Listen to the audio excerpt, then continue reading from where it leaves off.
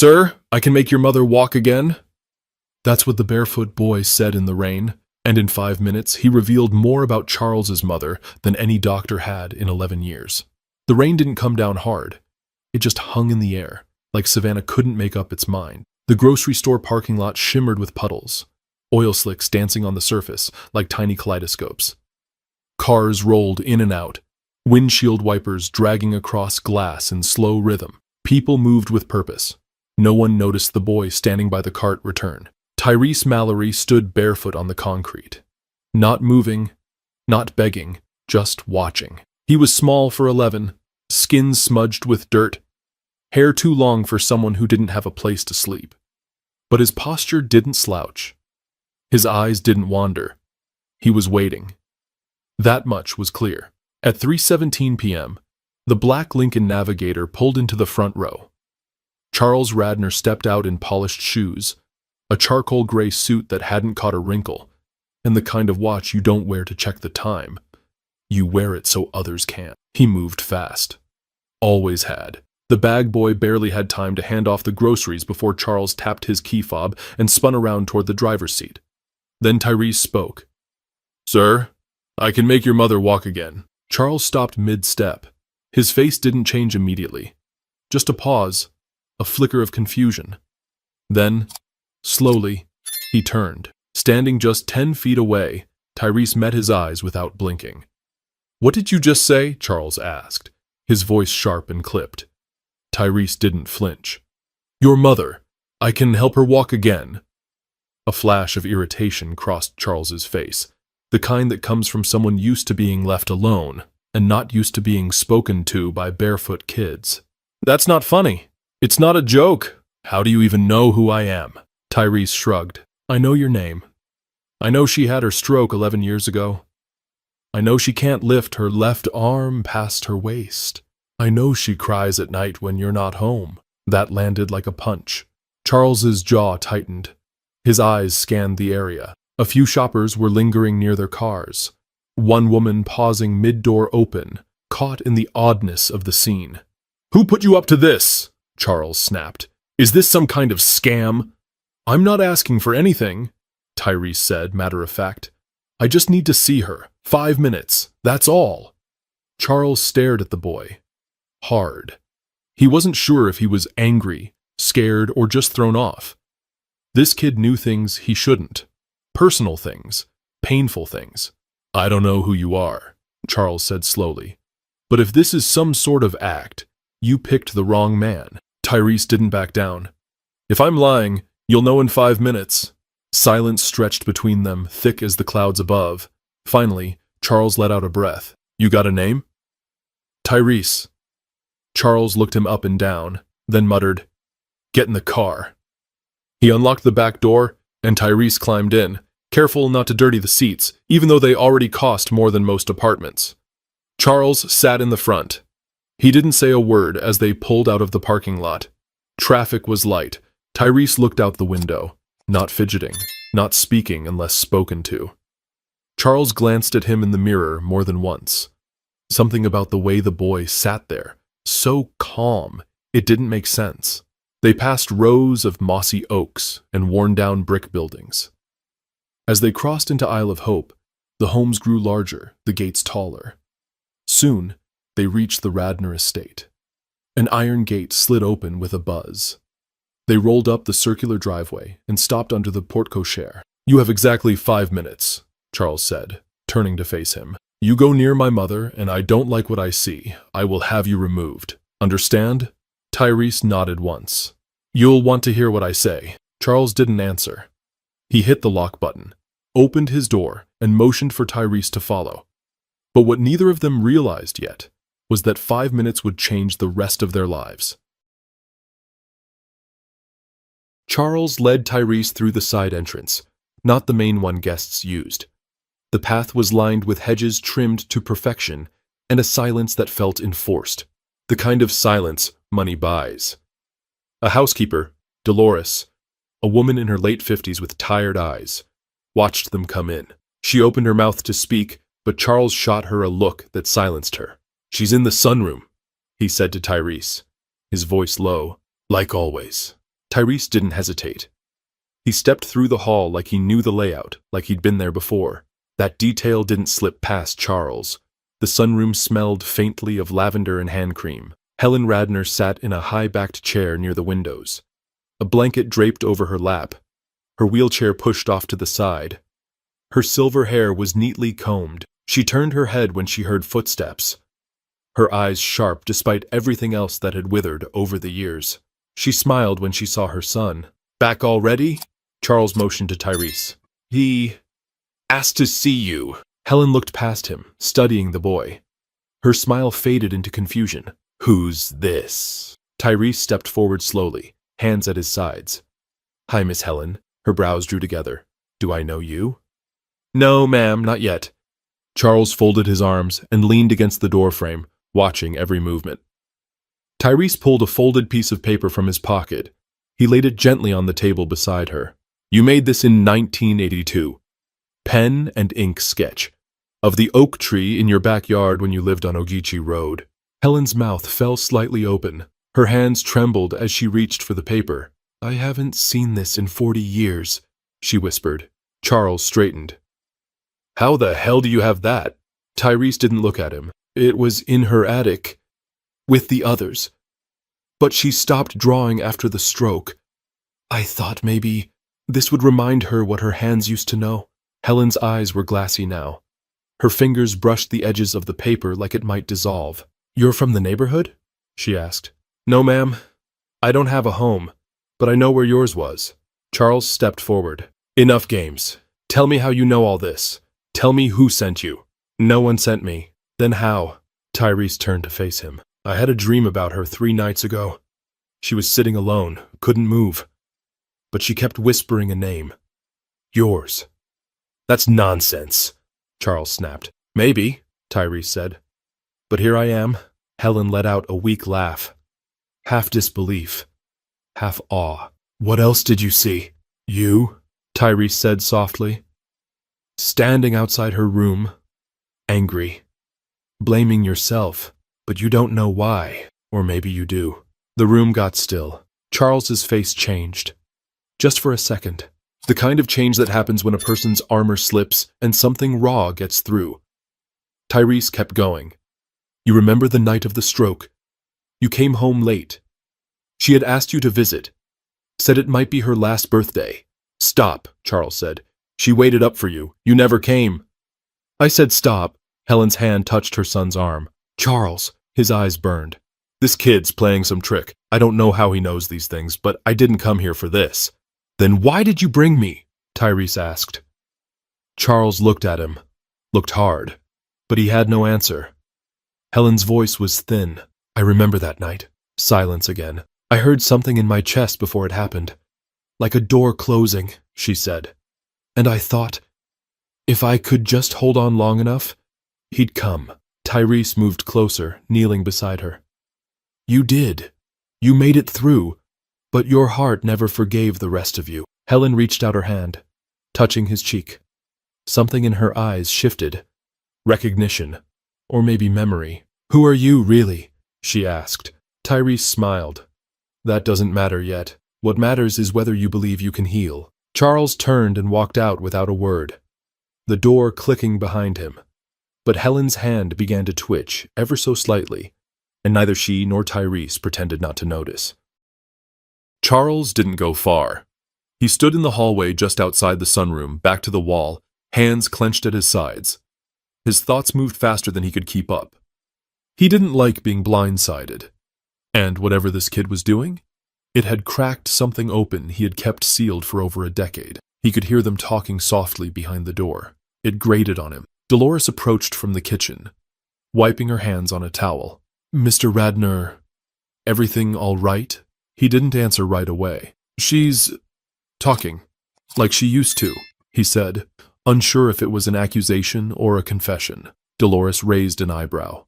"Then maybe don't stop whatever's happening in there." Charles didn't respond. She walked away. Back in the sunroom, Helen's hands now rested in her lap, her right one still, her left trembling just slightly, as if it remembered something it hadn't done in years.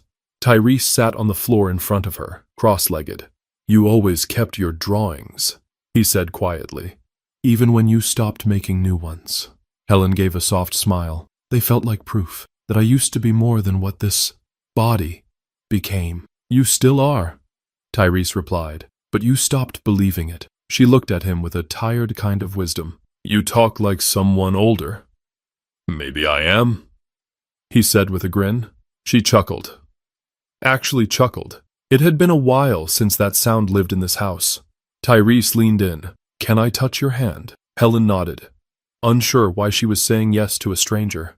Tyrese took her hand gently, placing it in both of his. His palms were warm. Not unusually so, but warm in a way that felt rooted, grounded, like he carried something steady inside him, something too big for his body. Close your eyes, he said. She did. Now think of that tree you used to sketch. The one in the backyard on Ogeechee Road. Not just how it looked, how it felt.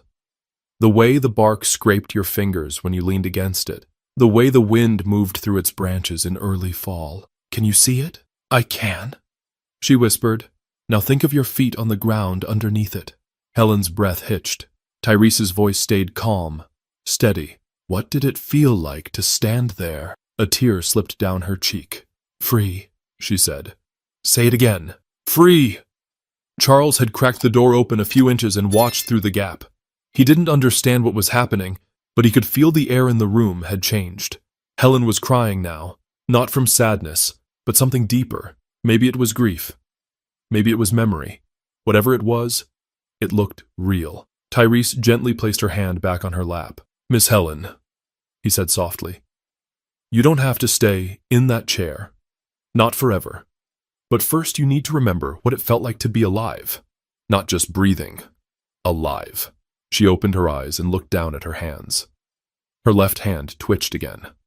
A small but undeniable movement. Her eyes widened. I felt that. I know, Tyrese said. She looked up at him, almost afraid to ask. How? I just reminded you of what you already had, he said. It was never gone, just buried. Charles pushed the door open, stepping in. His voice was low, more cautious now. What do you want from us? Tyrese looked up. Nothing. Money? No. Fame? Tyrese smiled sadly. Nobody wants to listen to a barefoot kid who sleeps under porches. Charles studied him. Then, why help her? Because you forgot who she was. And she forgot too.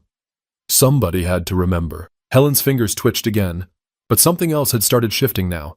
Not just in Helen, but in Charles, though he wasn't ready to admit it yet. Charles didn't sleep that night. He sat in the dark of his study with the desk lamp off, the faint glow of a bourbon bottle near his knee untouched. The boy's words had lodged somewhere in his chest, and his mother's hand. That twitch. That shouldn't have been possible. He'd paid good money for answers. Top neurologists in Miami, Boston, Dallas. All of them said the same thing, permanent damage. No recovery expected. His mother's body had given up long ago. So how the hell had a kid with no shoes stirred something in her that thousands of dollars and clinical therapy couldn't? Charles leaned back in the leather chair, staring at the ceiling, and time started to slip. He remembered the night of her stroke clearly. He had been in Tampa for a startup pitch. It was his mother's birthday. She'd called him the day before, her voice light and hopeful. Come home if you can, darling, she had said. We'll make peach cobbler, like we used to. He had told her he'd try.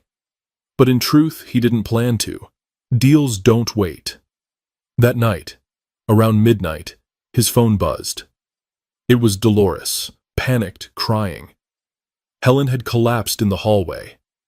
By the time Charles arrived the next morning, her speech was slurred, her eyes sunken, and half her body limp. He never said it out loud, but he carried the guilt like a secret chain wrapped around his ribs.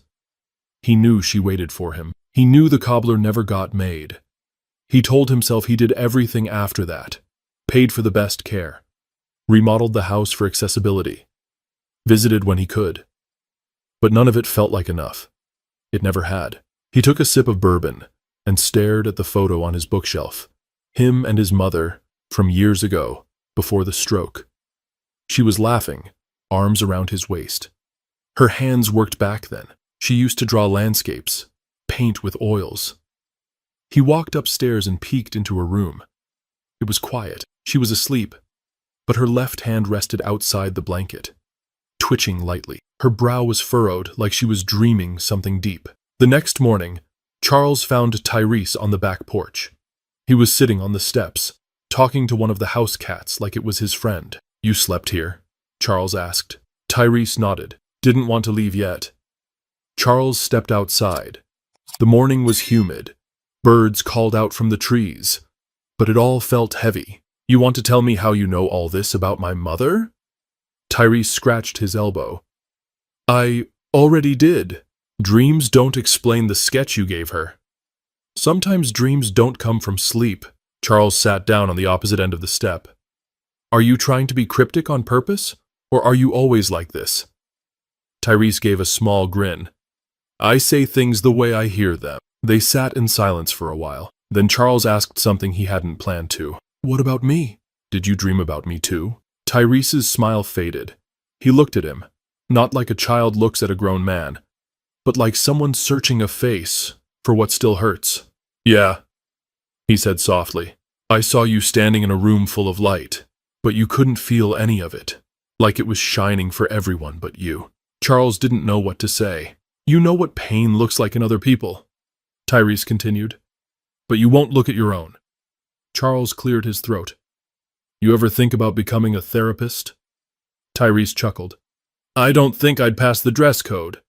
Charles looked down. "You ever know your own mother?" Tyrese was quiet for a moment. "Not really. I remember the sound of her voice, but not her face. People always looked past me when I was little. I got good at watching." They sat together, the air thick with something that wasn't quite peace, but wasn't war either. But Charles didn't know yet. Tyrese hadn't just come to help Helen. He had come for something buried in Charles too. Helen sat upright in her bed that afternoon, something she hadn't done without assistance in years. The nurse had already clocked it, said her pulse was stronger, her breathing more even. Dolores kept glancing at her like she wasn't sure if she was seeing things. Charles stood nearby, arms crossed, watching everything. Tyrese was in the room again, standing near the window with the curtains half pulled, sunlight painting soft shapes on the floor. "What did you do to her?" Charles finally asked. Tyrese turned. "Nothing. She remembered something." "That's not a medical answer. She's not just a medical case." Dolores gave Charles a look over her shoulder. "Whatever it is, it's working." Charles shook his head. "Working doesn't mean real. The brain can play tricks. There's something else going on here. Something off." Tyrese stepped forward. "If you're scared, just say it." Charles's jaw tensed. "I don't get scared." "Then what are you doing here instead of in your office downtown?" That cut a little deeper than it should have. Helen raised her hand. "Boys, please." They both went quiet. Charles moved closer to her bedside. "You sure you're okay?" "I'm more than okay," she said softly. "I feel like I've woken up from a long sleep. He's doing something for me. Something I didn't think was possible anymore." Charles sighed. "What exactly?" Tyrese stepped forward again. "I want to try something, but she has to trust me." Helen looked at him and nodded. "I do." He moved to the foot of the bed. "I want you to close your eyes, Miss Helen. And I want you to picture yourself standing at the kitchen sink in your old house. You remember that?" She smiled faintly. "Of course I do. Picture the sunlight coming through the window. The pattern it made on the floor. You used to stand barefoot on that tile." "Yes." "Feel it in your feet. Let that memory go all the way down into your legs." Charles started to say something, but Dolores hushed him with a look. Tyrese's voice stayed calm and low. "Now think about turning around to pick up the dish towel. You had a yellow one with flowers. You kept it on the oven handle." Helen's breathing slowed. "Now imagine yourself stepping to the left. Just 1 foot. Slowly. Can you see it?" "I can," she whispered. "Now move that same foot, just a little." Her brow furrowed. Her leg twitched beneath the blanket. Charles stepped forward. "Wait!" Dolores grabbed his arm. "Don't interrupt." Tyrese kept going. "Now move the other one. Let it follow." Her right knee shifted, just slightly. Tears welled in her eyes. I felt that. I know, Tyrese said gently. You're remembering how to connect to yourself. Charles stared, his throat tight. This isn't possible. Tyrese finally looked at him. Why? Because it didn't come from a lab coat? Charles didn't answer. Helen's voice was shaking but strong. He's not healing me like doctors tried to. He's helping me find the parts of me that still work. That never stopped working, Dolores whispered. Have mercy. Tyrese stepped back, letting her rest. Her head sank back into the pillow, but she was smiling. Charles watched it all, unsure whether to be amazed or afraid. This wasn't how the world worked. At least not his world. He followed Tyrese into the hallway once the room quieted. Tell me why you're really here, Charles said. Not the dreams, not the riddles. Why her? Why now? Tyrese looked up at him, eyes calm. Because someone has to believe in her before she can believe in herself. That's all healing ever really is. Charles scoffed. That's not an answer. It's the only one that matters. But something had cracked in Charles's foundation, and he didn't know yet how quickly it would start to crumble. By that evening, the house felt different. Not louder, just more alive. Helen had eaten dinner sitting upright, her spoon steadier than it had been in years. She even asked for the news on the TV, then turned it off halfway through, saying it was too depressing. That was new. But Charles wasn't celebrating. He paced the patio outside the living room, phone pressed to his ear.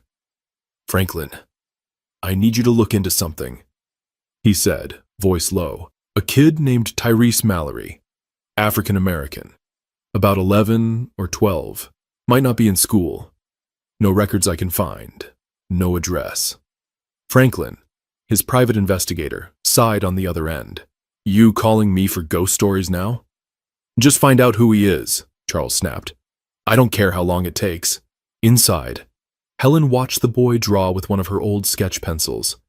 She had boxes of them stored away, touched only once in the last decade. Now she watched as Tyrese shaded in the lines of a simple tree. It looked eerily like the one from her old house. You draw like someone who's done this before, she said softly. I've never drawn with a pencil, Tyrese replied, still focused. Only in my head. She studied him, that quiet intensity. Where are you from, Tyrese? I don't think I'm from anywhere. She tilted her head. Everyone's from somewhere. Not me. I just show up when I need to. Something about the way he said it made the air in the room tighten. Charles walked back in. All right, that's enough. Time to go. Tyrese looked up. Why? Because I don't know who you are, and I don't like strangers playing Messiah in my house. Helen opened her mouth to protest, but Tyrese stood on his own. I understand, he said. I was just trying to help. Charles stepped closer. Then help by telling me the truth. Where do you sleep at night? Who feeds you? How do you know the things you know? Tyrese didn't flinch. I listen. I feel things. Don't give me that mystic nonsense, Charles barked. You show up, tell my mother she can walk again, and now she's twitching like she's waking up from a coma? What's the game here? No game, Tyrese said. But you're looking for one because it makes you feel in control. Helen tried again. Charles, please. He turned to her. You don't know him, Mom. You don't know what he wants. You're just grateful. Someone paid attention. Tyrese spoke, voice calm. She's grateful. Someone saw her. Charles glared at him. Don't twist my words. I'm not. But you need someone to blame. So blame me. The boy walked toward the front door, shoes still nowhere in sight. Charles didn't stop him. He couldn't. His hands were shaking. Helen's voice rose behind him. You're afraid of what he might be proving, Charles. He turned, pain creeping into his features. I'm afraid of giving you false hope. That's all. She shook her head. No. You're afraid of not being the one who saved me. That hit harder than anything Tyrese had said. Charles watched the boy walk down the driveway. Small shoulders squared against the dark. Dolores appeared in the doorway, drying her hands. You really letting that boy walk out alone at this hour? He's not my responsibility, Charles muttered. Dolores frowned. You know, for a man with everything, You sure don't know when something real is standing in front of you. Charles didn't answer. Back in her room, Helen reached for the sketch pad Tyrese left behind. She flipped through the pages. One sketch stopped her cold. It was of her, standing, not just standing, smiling. One hand holding a peach cobbler. Her hair loose, sunlight falling across her shoulders. She didn't remember describing that moment to him. She didn't remember saying anything about the cobbler. But the picture was real. Too real. And it left her wondering what else she hadn't remembered yet. Helen didn't sleep much that night. The image Tyrese had drawn, her holding the cobbler in that yellow kitchen standing tall, kept flashing through her mind.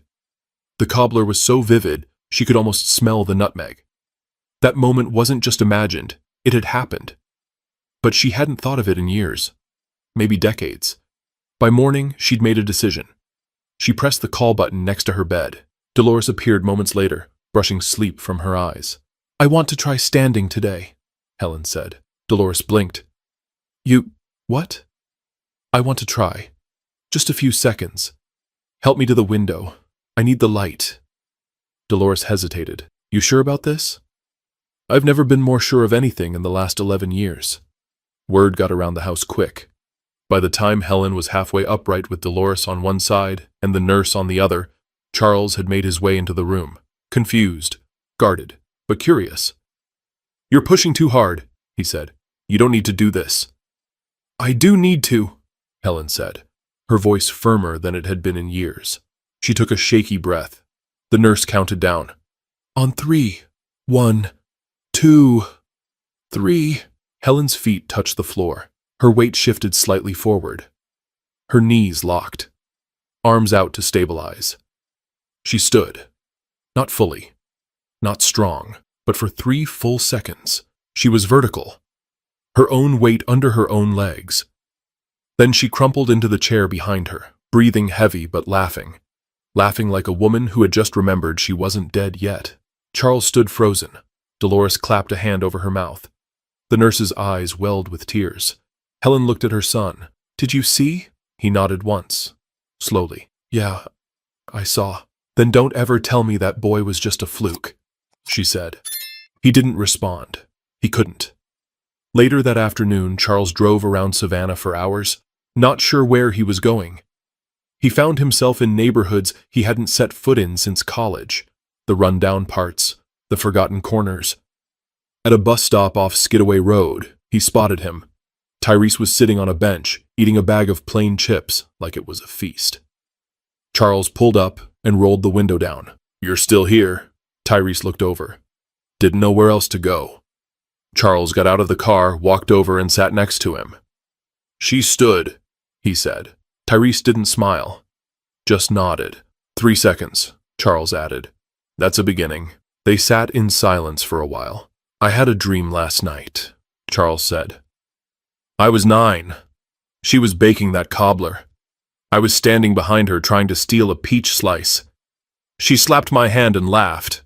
I hadn't thought of that day in years. Tyrese looked at him. She remembered it too. That's why I drew it. Charles turned to him. Why me, Tyrese? Out of everyone? Why my mother? The boy tilted his head slightly, like the answer was obvious. Because you forgot how to care. And your mother forgot how to feel seen. That's a dangerous mix. Charles swallowed hard. You talk like someone who's been through it. I've seen a lot, Tyrese replied. People think broken means gone, but broken just means something happened. If you find the right pieces, you can still build something new. Charles studied him again. Still no shoes, no phone, no backpack, and yet this boy carried himself like someone twice his age. I don't understand how you know all this, he said. It doesn't make sense. Not everything good has to, Tyrese answered. Charles looked out at the traffic passing by. What happens now? You take her outside tomorrow, Tyrese said. You let her feel the wind on her face. You let her remember the world isn't just walls and windows. Let her move, even if it's just a step. Charles nodded slowly. And you? He asked. Where will you go? Tyrese shrugged. Where I'm needed. But Charles wasn't ready to let him walk away. Not yet. Because deep down, He knew Tyrese wasn't just helping his mother heal. He was helping him remember how to feel again. The next morning, Charles did something he hadn't done in years. He wheeled his mother out to the back garden. No nurses, no staff. Just the two of them. The garden had once been Helen's favorite place. Before the stroke, she'd kept it blooming, roses along the side, jasmine creeping up the brick walls, a little iron bench under the camellia tree where she used to read. Now, it had gone quiet, overgrown in places, dry in others, but the bench was still there. He parked her near it. The sun was warm. A few bees floated lazily from flower to flower. "I forgot how good this feels," Helen said, tilting her face up. Charles sat beside her on the low wall. "You used to come out here every morning, even in the cold." She nodded. "It's where I did my thinking, where I prayed." He hesitated, then asked, "Did you really believe God would help you walk again?" Helen didn't answer right away. "I stopped asking for that a long time ago. I started asking for peace instead." He looked down. "And now?" "Now, I think maybe they weren't the same thing." They sat quietly for a while. "He reminds me of someone," she added. Charles turned to her. "Tyrese?" She nodded. "Your father?" Charles blinked. "What?" "Not in looks, in presence. There's something in that boy that lingers, like your father used to, before everything changed." Charles stared out at the flowers. "You never really told me much about him after he left," he said. "He didn't leave," she replied. "He disappeared. One day he just didn't come home. No call, no body. Just gone." Charles stiffened. "I thought he died in a car accident." She shook her head. "That's what I told people. It was easier than the truth." He frowned. "You mean he vanished?" "I spent years trying to find out what happened. Cops thought he just walked away. Some said maybe he was running from something. I never believed that." Charles couldn't process it all at once. "What are you saying?" Helen reached into the pocket of her cardigan and pulled out something small and folded, worn at the edges. A photo. She handed it to Charles. It was an old black and white snapshot. A man standing outside a diner, holding a small boy. Charles stared at the image. "That's Dad. And the boy?" He squinted. It couldn't be. It looked like Tyrese. Charles went still. "No, that's not possible. I thought the same when I first saw him," Helen said. "But he has your father's stillness, the same way of listening." Charles stared at the photo again, then looked up at her. "That boy would be, what, 50 by now?" Helen shrugged. "Time doesn't always work the way we think it does." Charles felt his throat tighten. "Are you saying he's family?" "I don't know what he is," she said, "but I know what he's done. And maybe that's enough." Charles got up, heart pounding, and went back into the house. He searched every room, every hallway, the porch, the kitchen, but Tyrese was gone. No footprints, no bag, no note. Like he'd never been there at all. He called Franklin, his investigator. "Forget the background check," Charles said. Franklin sighed. "Too late. I already tried. There's no birth record, no social, nothing.